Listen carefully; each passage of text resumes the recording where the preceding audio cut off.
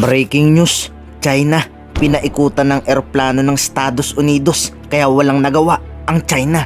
Ayon sa PCG, nagmistulang mata sa ere ang Poseidon plane ng US Navy.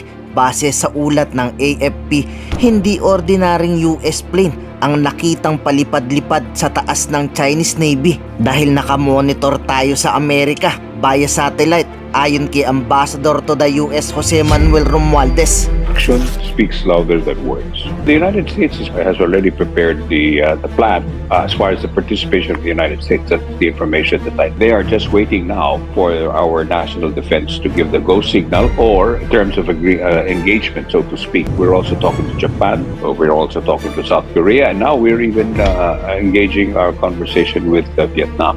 Pero ayon kay Commodore J. Tariela, hindi totoong nagkaroon ng special arrangement kaya nakalusot sila sa China.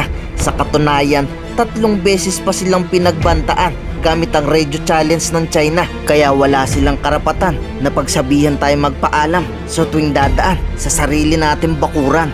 China has indisputable sovereignty over the Nanshan Islands, including Ren'ai Reef and its adjacent waters, since ancient times. China Coast Guard Vessel 3302. This is Philippine Coast Guard Vessel BRP Sindangan MRRV 4407, conducting lawful routine maritime patrol within the Philippine Exclusive Economic Zone. In accordance with international and Philippine national laws, we are proceeding according to our planned route. You are within Philippine Exclusive Economic Zone. Your action will affect Philippine-China relations and will be reported to concerned authorities. Over. Government vessels are not allowed to enter. To avoid miscalculations, leave and keep follow.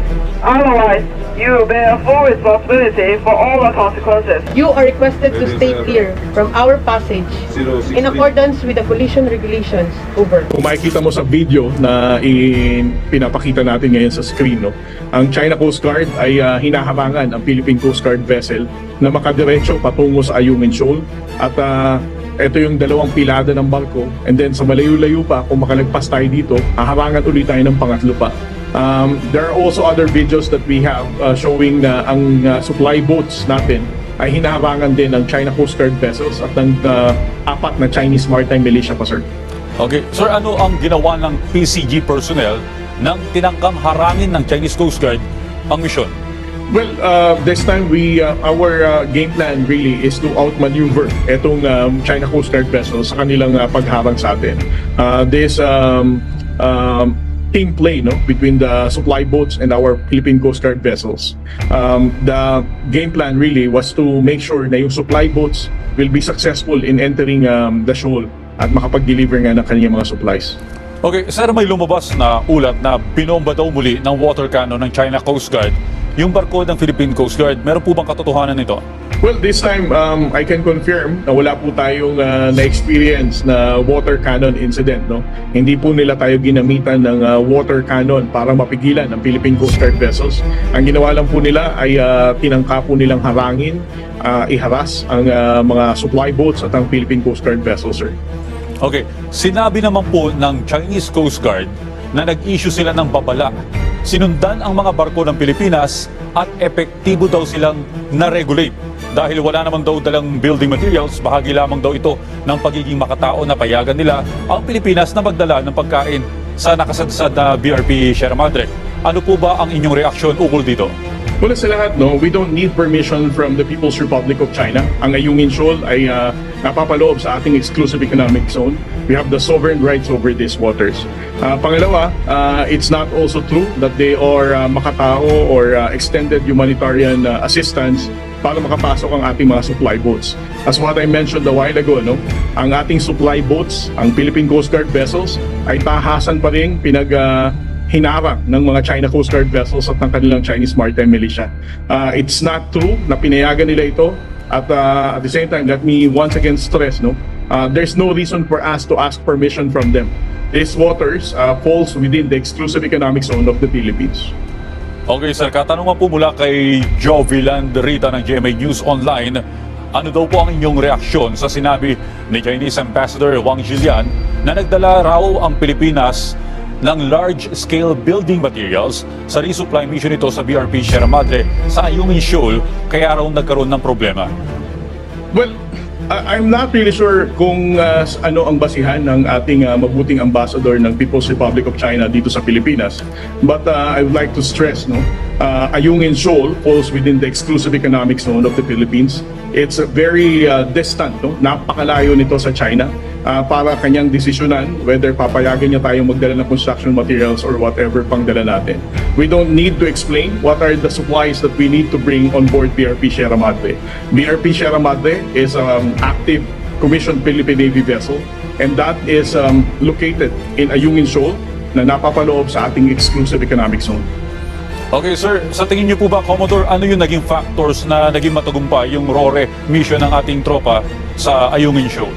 Well, as I said, we have to give credit to the seamanship skills of our Philippine Coast Guard vessels and the supply boats that we use. But the other reason is because of our approach of being transparent and publicizing itong aggressive behavior ng China nung nakaraang resupply. This perhaps the main reason why the Chinese government is no longer allowing the Chinese Coast Guard to use water cannon. And then you can also notice that the last resupply, they deployed 6 big China Coast Guard vessels. But this time, they were only deploying 2 China Coast Guard vessels at dalawa pa dito, mas maliit pa sa barko natin. I think this has something to do with optics. They want to show the world na kunyari they are not really that aggressive in preventing our resupply operations. Kaya nag-adjust sila ng dalawang mas maliit na barko.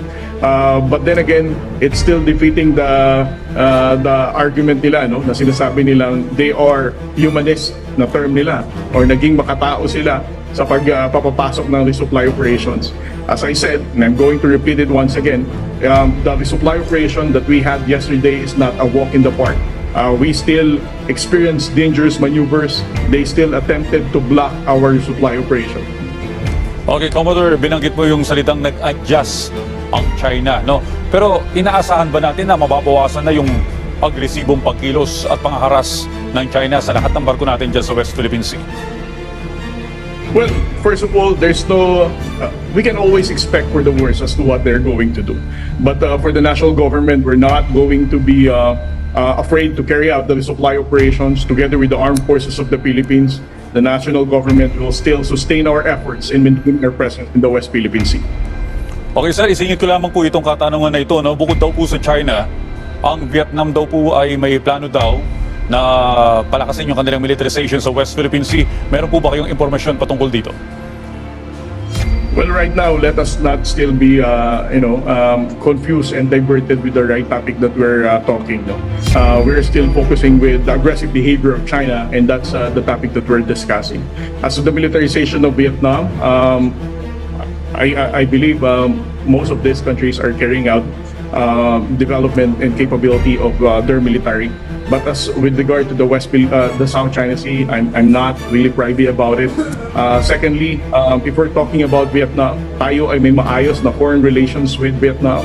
We don't experience dangerous maneuver with each other every time we pass through Vietnam Coast Guard.